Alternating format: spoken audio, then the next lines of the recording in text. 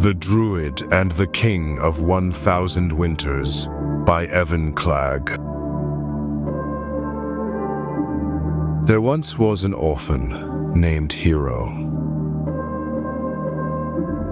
He was always in the fields, climbing trees and speaking to the woodland creatures. He would tell others about the conversations he had with the animals. He was the child of Druids and was bound, heart and soul, to the natural world. He would become the bravest and most honorable knight in the kingdom. His beloved wife, Freya, was the most beautiful and kind-hearted soul in all the land. Of all those who coveted his beloved, no one did so more than the king himself.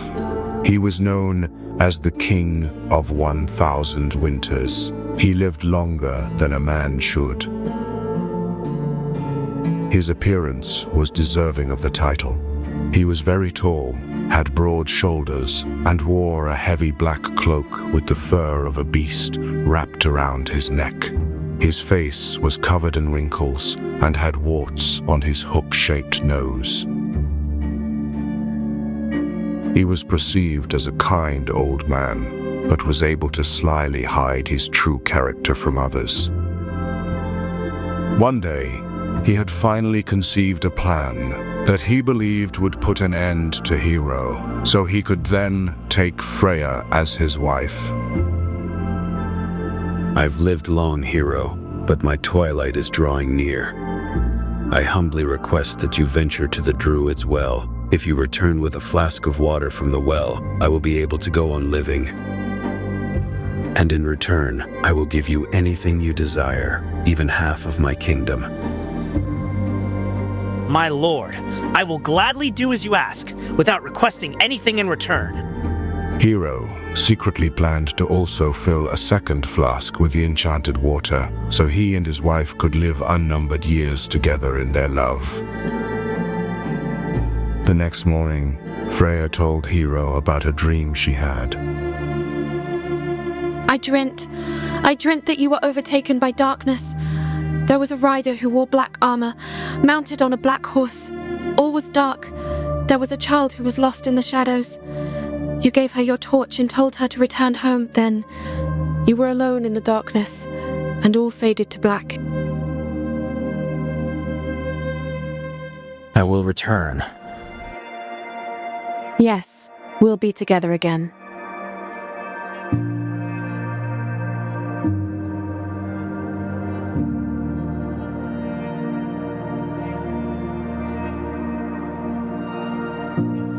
He rode north for miles, then stopped when he reached an enchanted forest. He then told his horse to return home. As soon as he entered the woods, he became intoxicated by the magic in the air. He then heard a mysterious woman's voice. I've cast a spell on you. I shall ask you questions that my magic will make you answer honestly. Why are you here?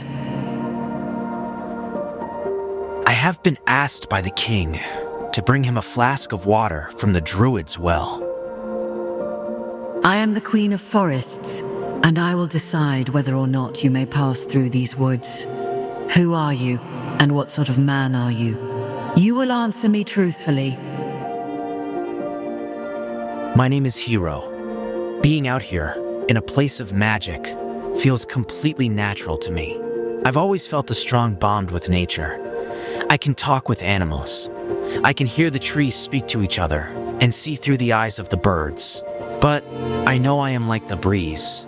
I do not know where it comes from, nor where it goes, like the fleeting lives of mankind. Ah, I see. Tell me, do you know who the Druids are? They were priests of an ancient culture. They knew the lore of all magic, even that which had been lost to time. They were healers and also advised kings. They were. Not where, child. They still are. They can talk with animals, hear the trees speak to each other, and see through the eyes of the birds. Do you see where I'm going with this? I'll be completely honest as well, hero. I'm fascinated by your respect and wonder about the natural world. But even if I let you pass through these woods, you would face dangers. I can help you, but I'd have to test you. And I must warn you, it would not be easy. But I've known plenty of druids like you who pass the test. You mean I'm... Shall we begin? Yes.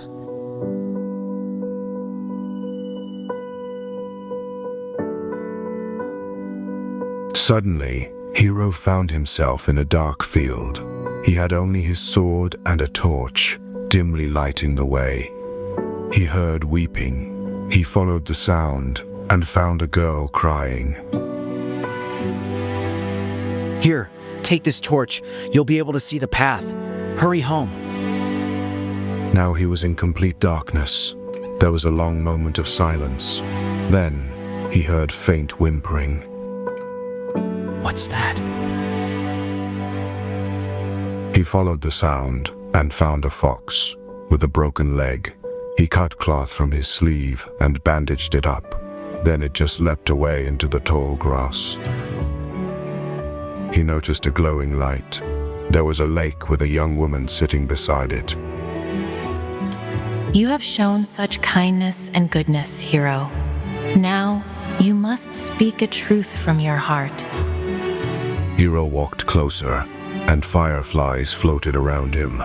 The water sparkled with all the colors of the rainbow and the blackness of the night.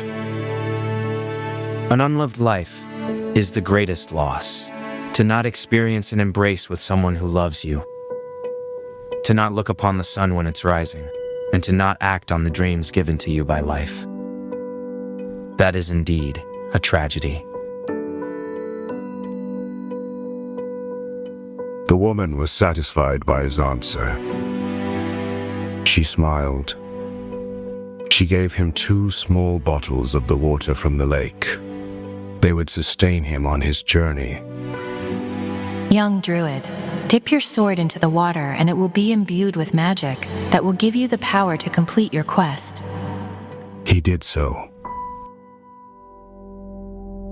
Very good, young hero. You may pass.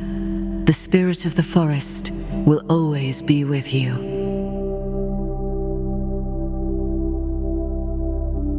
Hero walked for a day and a half, and then saw a humble cottage. A washerwoman came out and greeted him. You look weary. Come in, I'll prepare a meal for you. When he entered the house, he was greeted by her 3 children, 2 sons and a daughter. Mother, are you going to show him some magic? Or can we show him ours? Magic? Yes, we're druids, like you. If I'm a druid, how did I end up in a human orphanage? There was a great purge. The king of 1,000 Winters tried to destroy us so utterly that not even our memory would remain. She stirred a large pot of soup. The delicious smell filled the air. She poured him a cup of milk and put fresh bread on the table. We were scattered. That's how I wound up here. I use my magic for everyday things, and my children have developed their magic as well. Occasionally used for mischief, but they're good kids.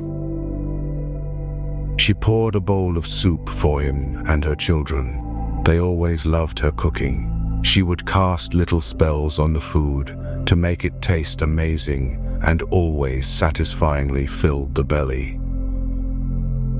Sometimes, I have visions of the future. I was expecting you. I know that you're on a journey, as well as what kinds of trials you will face. I have 3 items for you that you will need. She gave him a comb, a pair of scissors, and a whistle. He looked puzzled. As you continue your journey, you'll need these. Thank you. What do I do with them? You'll know. He passed a small village. and a young girl approached him. Her head was covered in scabs, and her hair was very thin and only covered half of her scalp. Hero's heart ached for her, and remembered the comb given to him by the druid who showed him such kindness. Would you like me to heal you? I wish you could, but I've been this way for 10 years. Are you a druid or something? I've always wanted to be one and talk to animals. He combed the girl's hair, and then her scabs were healed. Her head was then covered with golden hair. She was overjoyed and ran home to tell her mother, but Hero quickly left because he didn't want to draw a crowd. He continued on his way. He came across a small cottage. The people who lived there were very poor, a mother and her daughter. She offered him some bread, which she had made with the last of the grain she had.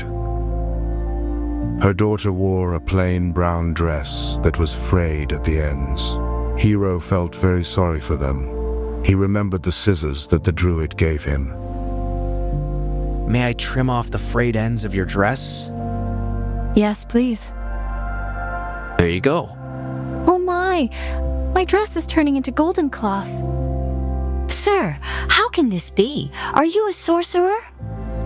Bless you, sir. Bless you. Here, keep these scissors. If you trim cloth with them, the cloth will turn to gold. Now you'll never go hungry again. With tears in her eyes, the mother thanked Hero, and he went on his way. He came to another forest, but it was different than the others. It wasn't just magical, there was something familiar about it. Hero felt something drawing his soul forward. Deep in the woods, he saw ancient trees and heard their whispers, and then Hero found himself standing before a druid.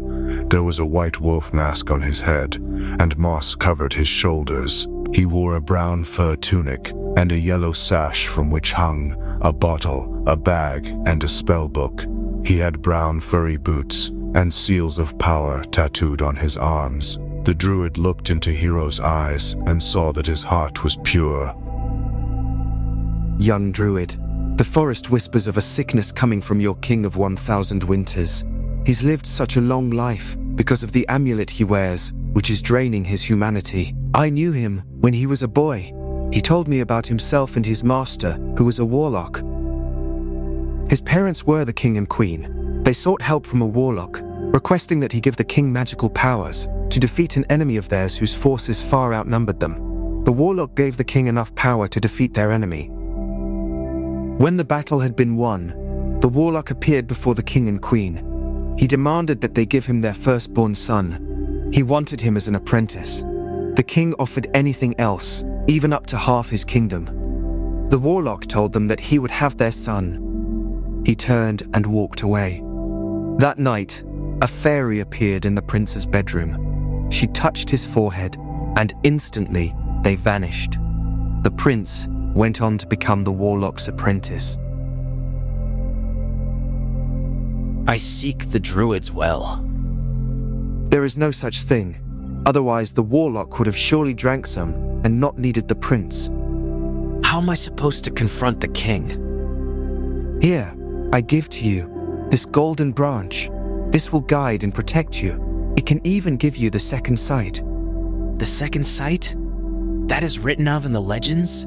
Yes, you can see things that are invisible to those with normal sight. Now, remember that in order to succeed, you must trust yourself. You have my thanks. Up ahead, you will find a dark tower, haunted by the warlock. Within the tower, you will find a ram's horn. It will help you defeat the king. Of course, the warlock will try to stop you from retrieving it, but I trust you'll use that sword of yours, which has been imbued with magic by the Queen of Forests.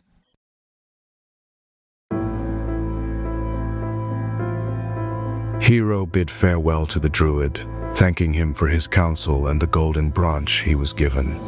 That night, he reached the tower. The warlock's spirit appeared. You wish to stop my apprentice. How did you know? Let's just say, a little bird told me, I see that branch. It belonged to the chief of the Druids. I know better than to attack you, Druid. Yes, I can sense what you are. You seek the ram's horn. I'll give it to you. My desire is for your king to join me in this limbo of an afterlife. The warlock gives Hero the ram's horn. Hero then uses the whistle, given to him by the druid with her 3 children. A giant crimson bird flies above and lands next to him, offering Hero to climb onto her back. My name is Cinderfeather. I can carry you back within the hour. Hero climbs on its back, and it flies with haste toward the king's castle.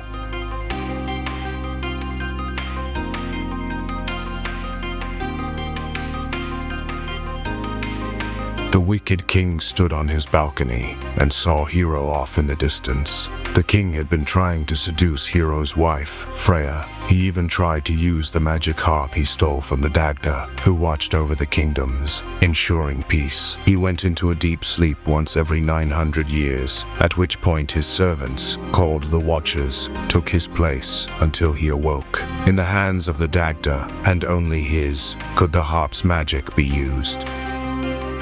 If enemies attacked, for amusement, he could use the harp to make them dance.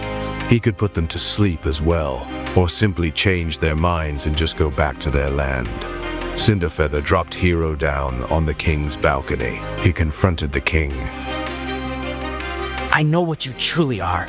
You're a villain. I'm no longer a man. Now, just a hunger that must be satisfied. I see you carry the golden branch of the Druids. The amulet I wear holds the magic of a being equal in power, and the knowledge of the dark arts is known to me. I've had 1,000 years to practice my craft. I was leader of the Watchers, but I betrayed them. I turned them all to stone. Don't worry, they're fine. They just can't interfere with my plans. My magic is stronger than you can imagine, even as strong as the Dagda. I was able to steal his magic harp, but it's useless to anyone but him. The king quickly tried to disarm Hero.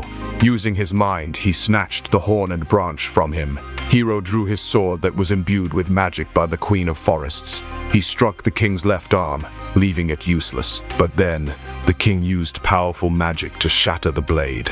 Someone crept up behind the king and struck him with the golden branch, causing him to collapse. Normal weaponry would be useless, but the magical items were able to cripple him. There, holding the branch, was Freya. The king kept her prisoner in the tower. She managed to escape by bewitching the guard, but the king fought back, casting a spell that turned Freya into a 9-tailed fox.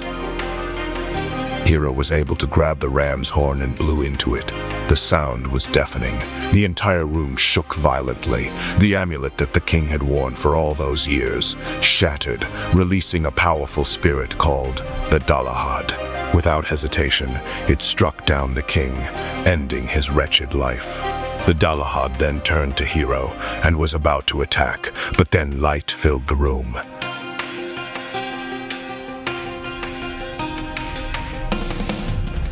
The sound of the ram's horn had awakened the Dagda, and the light in the room caused the Dalahad to flee. The Dagda revived the Watchers and called his harp to him. It flew into his hands. When he strummed the strings, all the shadows that served the king disappeared.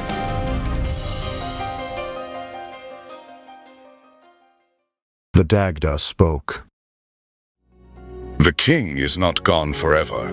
I've made sure he is reborn into a new family, a better one. He'll become what he was supposed to be. The love he'll receive will mold him into a great hero, like you, brave knight. The Dagda then restored Freya to her human form. Now, you see, this land needs a new king. Tell me, would you be up to the task, young hero? I would be honored, my lord. So, Hero became the new king.